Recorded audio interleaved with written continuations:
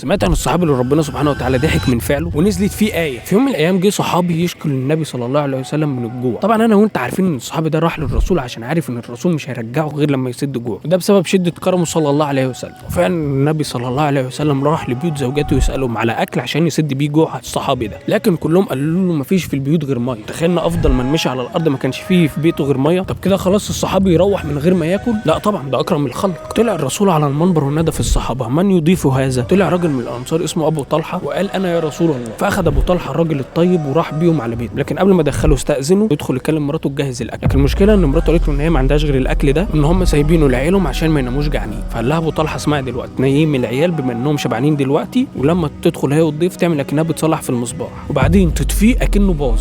وفعلا ده اللي حصل. دخل أبو طلحة الصحابي وقعد وحطوا قدامه الأكل والمصباح اتطفى. في الوضع ده هم بيهيئوا للصحابي إن هم بياكلوا معاه، لكن في الحقيقة هو بس اللي بياكل، ده علشان ما يخلوش الضيف يحس بتأنيب الضمير. اليوم اللي بعده أبو طلحة قابل النبي صلى الله عليه وسلم فقال له الرسول لقد ضحك الله الليلة من فعلكم، ونزلت فيهم الآية ويؤثر